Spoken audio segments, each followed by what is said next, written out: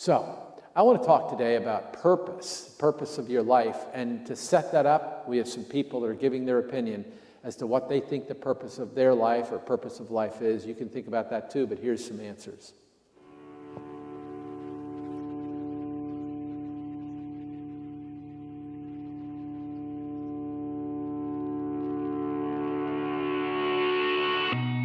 Do you feel like life has a purpose?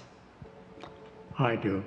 I think so. I'm here to make people happy and smile. Educate and entertain. To marry my woman. Being a mother to my 2 children. Different times in your life, you have different purposes. Spiritually, emotionally. Personal, professional. I think I'm still trying to figure that out, my purpose. My challenge sometimes can be figuring out which one I want to care about most today. I'm only 14, so I don't really know what my purpose is at the moment. Still looking now.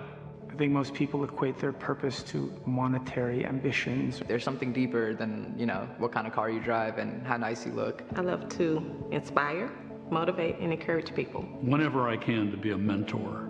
Being available to help someone in their journey. Because I feel like there are a lot of people in this world that are lost and don't have anyone there for them. The purpose of your life is sort of defined by your actions and by the manner in which you've lived. I'm here to help inspire other people to live life to their fullest. Like, I'm meant to be nice with everyone. Open a world to empathy. At this point in my life, I'm feeling like, who knows? And as I'm getting older, I'm definitely trying to figure out more and more. Because there are many people whose career and how they make a living, where their passion is and what they're good at is actually their job. I feel like I have a purpose in life because I just want to keep on moving forward. Always learning, growing. I think it's just that journey and the curiosity about life. Do what you're passionate about. Don't just get caught up in that sort of, hamster wheel of getting by. I really love animals. Writing, just storytelling. To share my gifts and talents with other people. Figure out how I can live to be at least 110. Making people laugh and having fun. I believe my purpose is to have children, and I'm very excited for that. The purpose of life is to experience it, enjoy opportunities, and also recognize that there's going to be hills and valleys. Take advantage of being alive. Exchange as much love as you can while you're here. To live the best life you can with as most enthusiasm as you can so that other people will benefit by your having lived.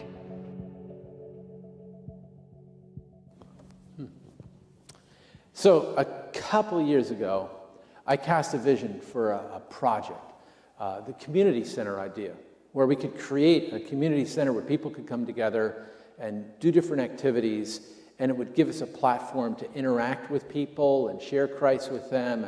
And we actually had a committee of people that were working on that idea. We were thinking of how to make something that would be really cool, that would be self-sustaining financially. And then COVID happened. It's like, well, that messed everything up. And the ideas come and go on for now. Maybe in the future you all will resurrect that idea. I think there's still merits in the idea. But if we were to do that, well, we would hope that it would be self-sustaining financially. We'd have to raise a lot of money to make it happen initially, to build some structure. And I've never really actively done a serious, hard capital campaign where you try to raise a bunch of money. But if we had done that, we would have had to try to venture into that. And I'm not a big guy that I really like trying to raise money. I don't know that a lot of people like to raise money. But imagine this. We're trying to raise money for this big venture. A lot of other pastors have done this. And I come to you and ask you, would you consider giving $10,000 to this project? What would your reaction to that be? Like, no. I would think. I mean, there'd be certainly some reluctance. You'd say, I would think, I got to think about that. I got to pray about that. We don't have that kind of money.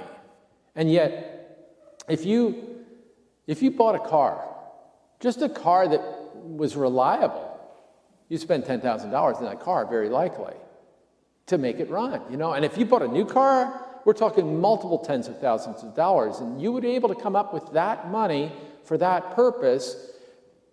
But when it comes to giving away money, I think most of us are a lot more cautious. And the big question would be, why? Why do you want me to give all this money? Like, what's its purpose? What's the outcome? What are we going to achieve? What's the reason for this? You'd want to be inspired. You'd want to understand and share the vision. You'd want to be on board and say, this is something I really believe in order for you to give that amount of money.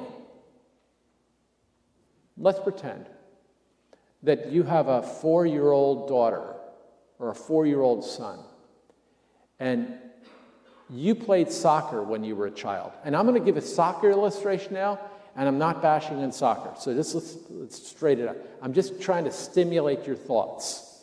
Just stimulate your thoughts. But let's say you have a 4-year-old son, 4-year-old daughter, and you want to play soccer. That you played soccer, and you think, hey, that'd be a good experience for them. And you enroll them in some community league of some sort for 4-year-olds and 5-year-olds. Now, what does soccer look like with 4- and 5-year-olds? That's what I thought. That's what it looks like laughter. It's like, the ball's coming in my direction. I'm a 4-year-old. It's like bumps into my leg. Hey, he kicked it. Good. That's the first time the whole year he kicked it, bumped off on my leg. And then eventually they play in a swarm league, right? Have you ever seen a swarm soccer league? Where the whole group of 11, there's 11 on the team, right, I guess, and that level, I don't know, but just follow the ball and the whole swarm goes. It's just insane. And then after a while, they start looking like something. They start getting the idea of how to play soccer. And they're 6 or 7 now, and they're playing a little soccer. It's starting to get a little entertaining. There's still some of this, but it's working. And then they join a more serious community team, league, and they play and they practice in the games or whatever. And then, you know what? Your kid is pretty good. Have you ever considered joining a travel team? Have you ever heard of travel teams? Yeah. And you say, you want to join a travel team? And so the kid joins the travel team and then joins middle school team and high school team. And you're just going to game after game after game after game and doing all this stuff. And here's my question. If I'm asking you for $10,000 for this project, what's your response? Your response is, let me think about that. Let me pray about that. How much did you say? 10,000? Do we ask the same question of soccer? How much is this going to cost me? How much does soccer cost to play? I heard that too. Somebody over there. I don't know what it costs. I have no idea, but you got to buy the uniforms. I know dancing. There's a lot of uniforms you have to buy. But you got to buy the uniform. But then as you get into the community leagues, the travel teams, there's the gas to get from point A to point B. And then as they go further away, there's a weekend, a tournament here in Virginia that you go to. And you got to pay for the lodging there and all the meals and then the middle school teams and the high school teams. And you're doing this more and more and more. So again, my question is, how much does it actually cost, do you think? See, when I make the decision, am I going to enroll my 4-year-old in this team, I generally don't think we think about that. We don't think, well, how much is this actually going to cost in terms of money? Okay, in terms of money. But there's other costs besides money. How about in terms of time? How much time do you commit to having your kid play soccer all the way through in terms of all the levels of soccer? Again, I am not criticizing soccer or dance classes or anything. I'm not. I'm just asking the question, do you ask the question? Like, how much does it cost? Before it happens, how much does it cost for my kid to play in this team? How much, or will soccer cost me in terms of money, in terms of time, in terms of family dynamic? Your grandfather's birthday, we got to be away this weekend because we got the tournament going on. We can't be, like, how much does it actually cost? And who's actually asking those questions? Like, who's asking the questions as to how much it costs and whether it's the best for you? Who's asking those questions? Are parents asking those questions?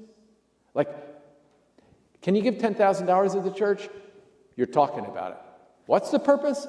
What am I getting out of it? What's the vision? What's the inspiration? What's the why? You're asking serious questions. But if I say to you, hey, why don't you sign your kid up and play? Do you think about, are you asking questions, what does this really mean financially, in terms of my time, in terms of our family dynamic and what our family looks like 20 years from now? Do you really think about that? And if you don't think about that, the coach that asks you, hey, can your kid play in this team? Does the coach sit back and say, now is this good for this young family? If I invite their child to play in my team, on my travel team, is this good for the family? Does the coach say, hey, before you make this decision, think this through because this is what it's going to cost? Does the coach do that? I don't think so. Does the league do that? Does the league say when they're setting up their schedule, you know what?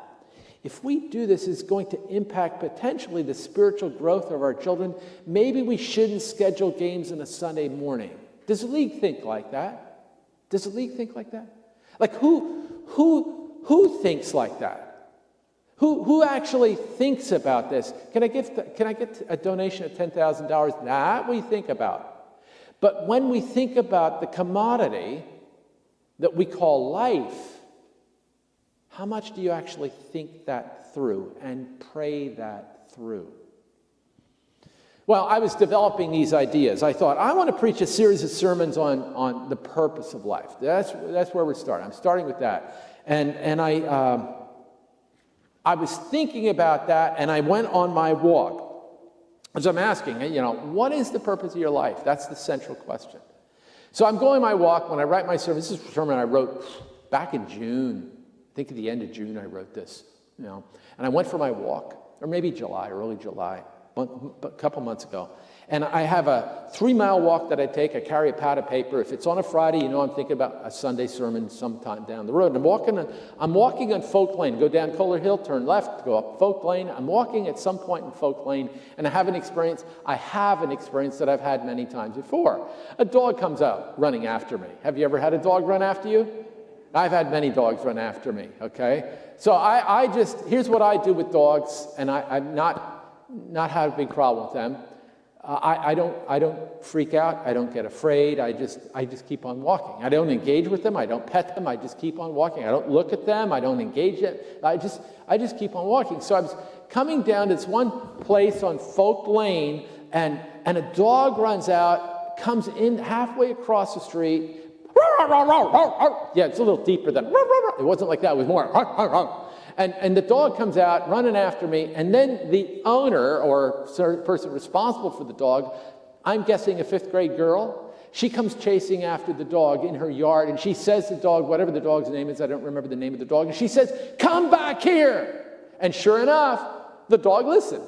And the dog came back off the road and got into the grass of the yard of the family, and the dog laid on its back, like that. Yeah, right? Can you see this? Are you seeing this with me? And then the girl. Now, by this time, I'm 40 feet, 50 feet down the road, and I'm still able to hear the girl and the dog interacting. And the dog I'm like, okay, I'm good. I'm home free. I'm good. And the girl hovers over the dog. The dog is laying on the ground, back on its back, wants to be scratched. And the girl says to the dog, what were you thinking?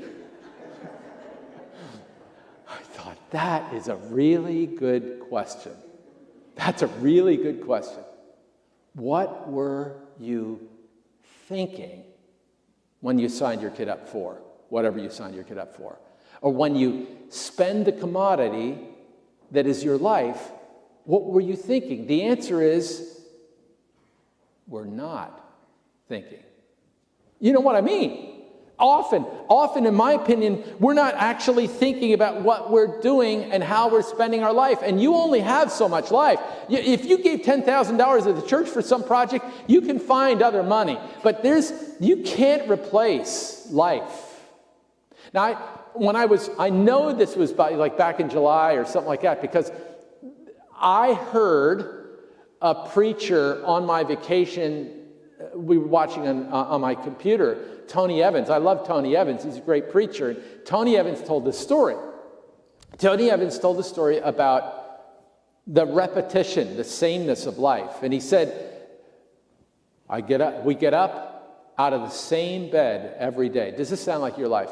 You get out of the same bed every day, and you go to the same mirror, looking at the same face, washing the same body, brushing or combing the same hair, and come down to the same breakfast table, served by the same wife, and you go into the same car and drive down the same road to the same workplace and work with the same people and do the same thing day after day after day, having the same craziness happen, and at the end of the day, getting paid the same wage, you drive home in the same car, down the same route, and come to the same house and experience the chaos of the same children and eat the same meal cooked by the same cook and pick up the same remote and turn on the same TV and watch the same programming and go back into the same bed and have to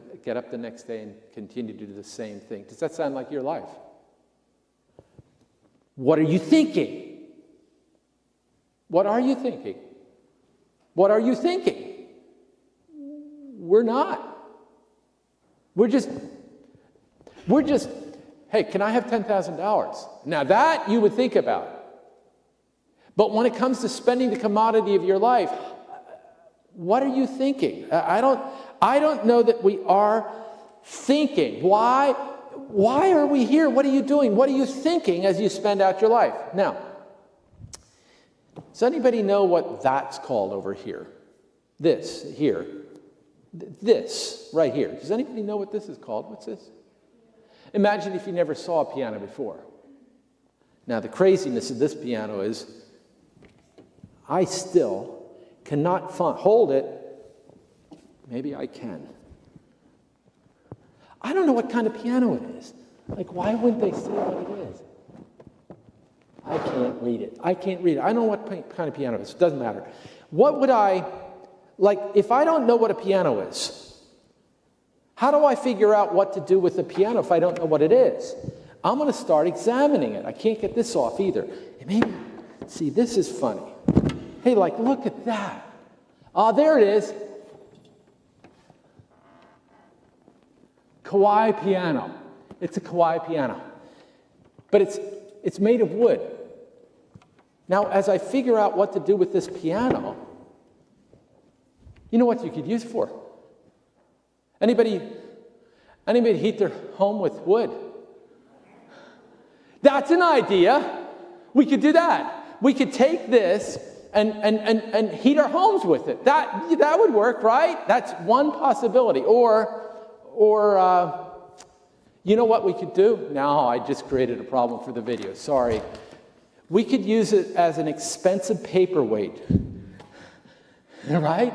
We could put it underneath and make it into a paperweight. Or we could use it as a bookshelf. We could do that. Or my favorite idea as to what we could use this for, some of you will get this, some of you won't. We could use it as a prop in a Three Stooges movie. Drop it out some third floor. So, if I don't know what this is, and I don't know how to use it, I just use it in all these different ways. But what is the purpose of this thing here, this piano? What's the purpose of it? What is it supposed to do? Create music. Now, how do I figure that out? If I've never seen a piano before, and I don't have any experience, how do I figure out that it's supposed to be used? Well, it's a Kawai piano. I saw it underneath the lid. I don't know why they weren't bold enough to put it out here. It's a Kawai piano. You know what I do? I call them up. They made it. They should know why they made it. If you're trying to figure out why you're here and what your purpose is and how to spend this commodity of life that you only have a limited amount of, what you should do is consult with the one that made you, the Creator. This is what it says in the book of Genesis. In the first chapter, it says, just one snippet, it says, "Then God said, let lights appear in the sky to separate the day from the night." He said, what lights is he talking about there? What lights is he creating? The sun and the moon and the stars. Why did he do that? Why did he create sun, moon, and stars? I think it's really beautiful. Do you like looking out at all the stars? Do you think that's why he made them? Just because they were beautiful? Why did he make them? Listen to this. It says it right here. Let them be signs to mark the seasons, days, and years. Let these lights in the sky shine down on the earth, and that's what happened. Like he created those stars and the moon and the sun to establish seasons and days and passages of time. And he also created the sun rather, to create warmth for our earth. And he created the process of photosynthesis with the plants in the earth, that they could be generating growth in those plants and life and vitality from the generation of the rays of the sun. He had a plan for the sun and a plan for the stars and a plan for the moon. He had a plan for all of this. It wasn't just haphazard. And if the Creator God had a plan for the stars and the moon and the sun, he has a plan for you. Just like the maker of the piano has a plan for that piano. That piano is not to be used for wood. It's not for burning. It's not to be used as a paperweight. It's not to be used as a book rack. And it's not to be used as a stunt for a Three Stooges movie. That piano is designed to be used for music. And if we do anything else with it, it's not living up to the pattern and the design and the definition of the Creator. And the same is true for us. You were created for a reason. Psalm 139 says that you were wonderfully made. Every one of you in the room, youngest to oldest, everybody listening on the internet right now, every one of us was wonderfully made by God uniquely. We all know we all have unique fingerprints. We have unique DNA patterns that make us who we are. I'm telling you, you have a unique purpose to the essence of your being, created for you by God. You have a unique purpose as to why God made you, a unique purpose in your life. This is what Jeremiah understands from the Lord. The Lord speaks to Jeremiah. This is what God says to Jeremiah. I knew you before I formed you in your mother's womb. Which is a profound thought. Before you even were formed in your mother's womb, I knew you. Who's he talking about? Well, he's talking in context about Jeremiah, but he's talking about you. You, every one of you, me. He knew me before I was even being formed in my mother's womb. That's what it says. Before you were born, I set you apart for a purpose. In the case of Jeremiah, I set you apart and appointed you to be my prophet to the nations. Like there was a purpose to Jeremiah's life. And guess what? There's a purpose to your life. Every one of you in this room, everybody listening to me on the internet, there is a purpose, a unique and special purpose to your life. Just like you have unique fingerprints, there's a unique purpose to your existence. There's a unique purpose that needs to be discovered. Otherwise, we squander it. What are you thinking? We're not. I'm challenging us to think a little bit here. Here's an interesting reflection on David's life. It's written in the book of Acts. Never saw this verse before, but I came across it when I'm developing these thoughts. Listen to what it says about David. David's a king of the nation of Israel, one of the most prominent, if not the most prominent kings. And it says, after David had done the will of God in his own generation, he died. And he was buried with his ancestors. What's that saying? Again, it says, after David had done the will of God. There was a will of God relative to David. And after David completed what God wanted David to do, he died and he was buried with his ancestors. There was something that God wanted David to do. And as long as he was sucking air, he had not yet fulfilled his purpose. When he filled his purpose, it says, after he finished doing the will of God in his own generation, he died and he was buried with his ancestors.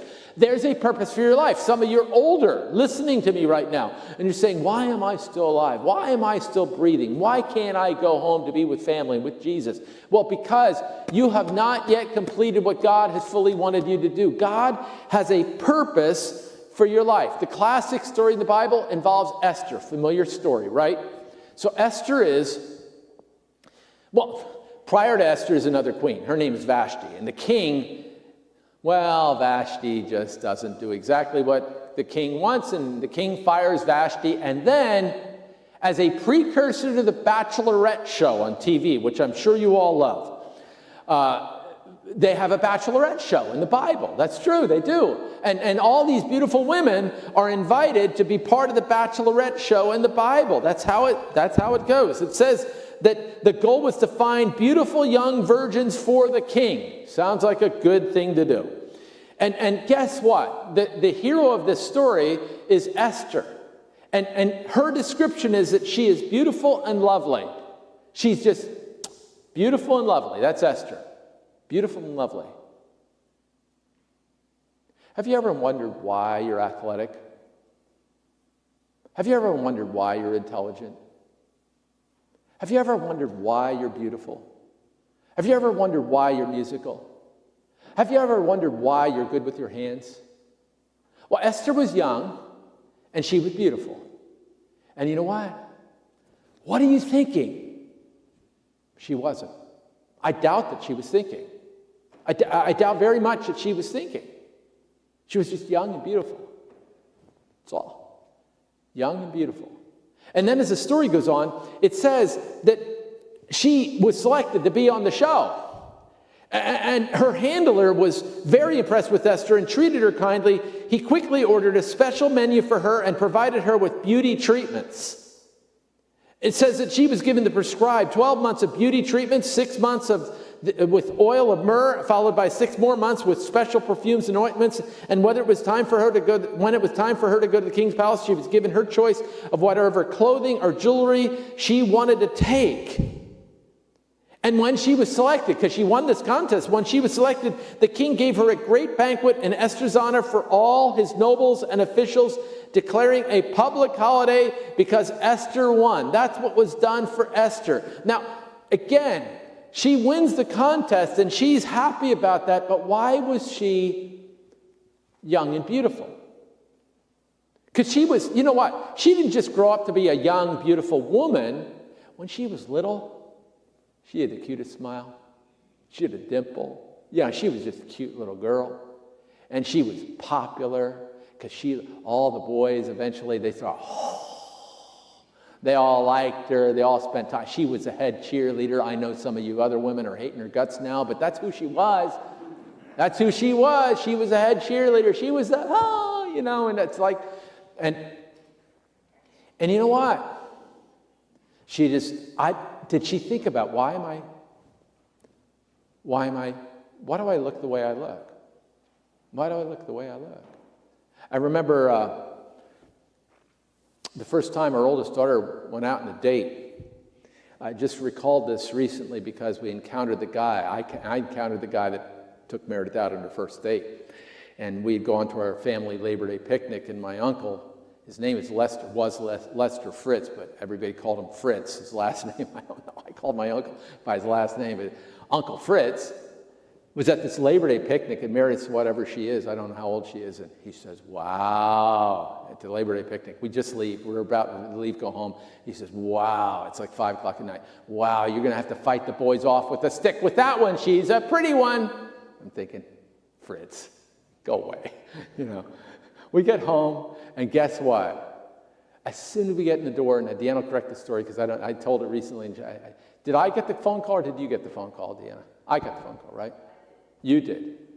She said she picked up the phone. She answered it. It was Meredith home? It was a male voice. She told me, and I think I said, we're in trouble. It's off to the races. Where's my stick? Where's my stick? And she went at first date. I talked to that guy about that and went down memory lane with him. But that was Esther. She was. But did she ever think, why am I? Have you ever, almost like, why do I have the fingerprints I have?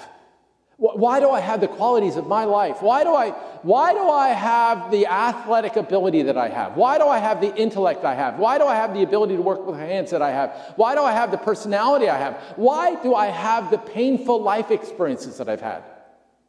Why have I had the experiences of life?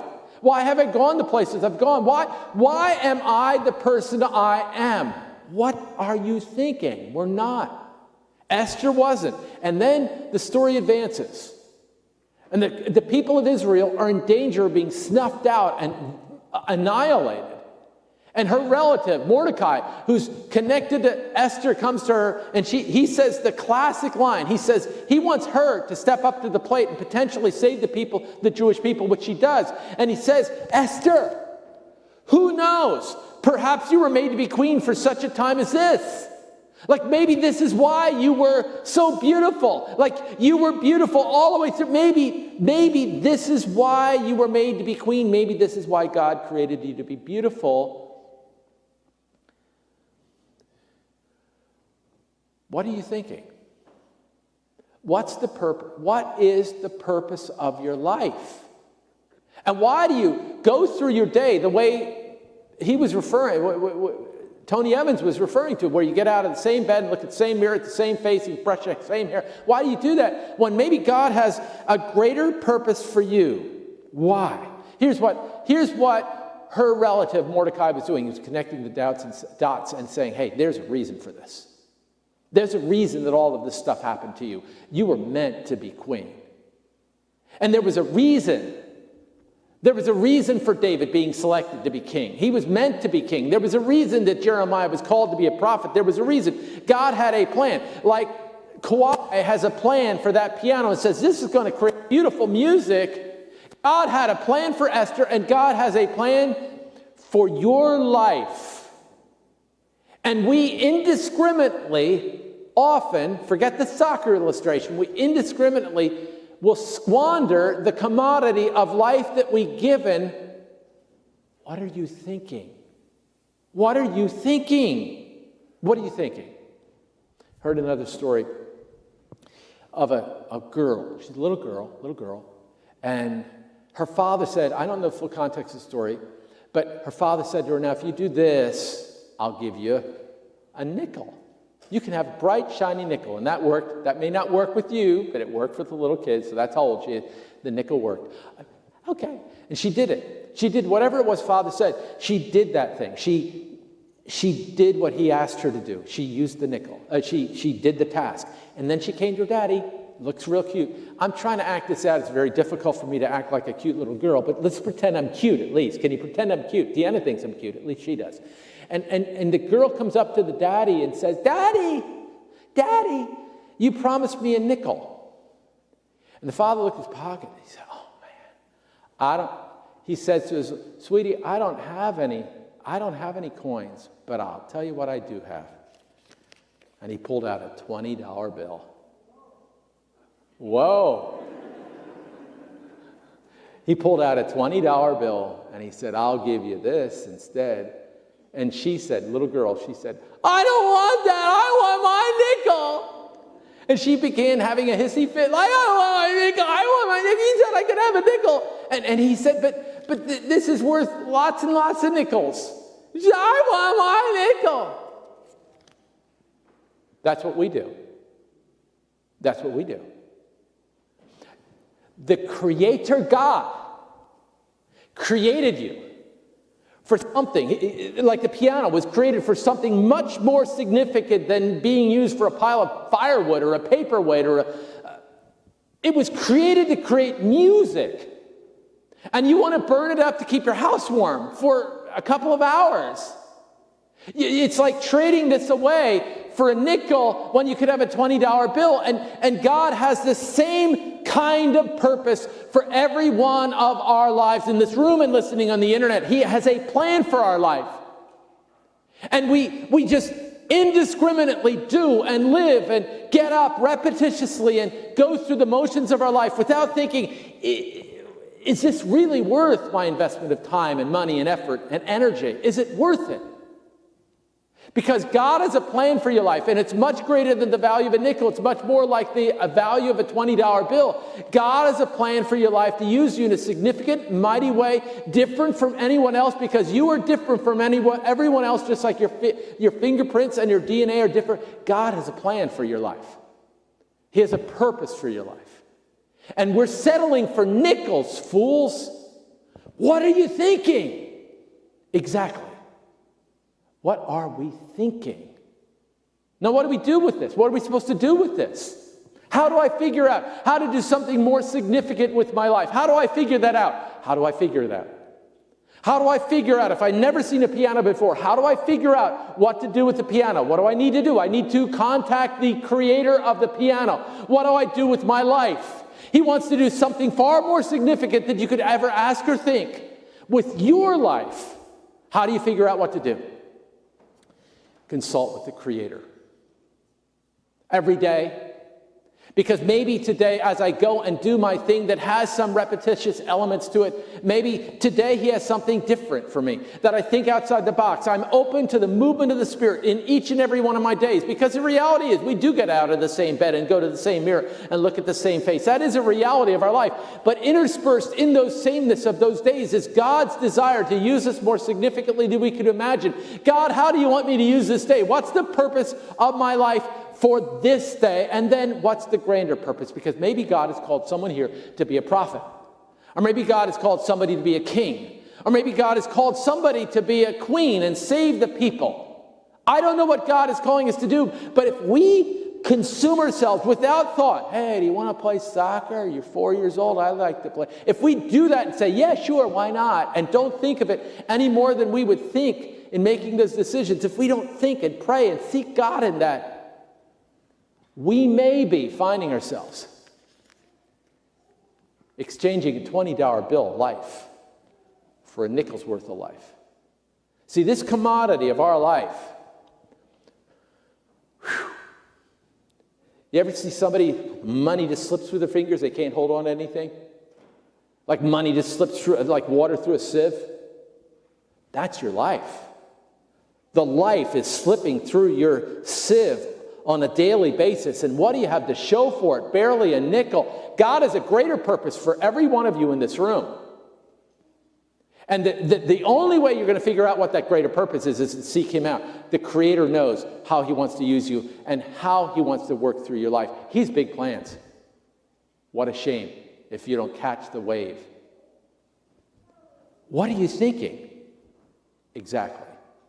What are you thinking? Let me pray. Lord, I ask that you help us to be reflective.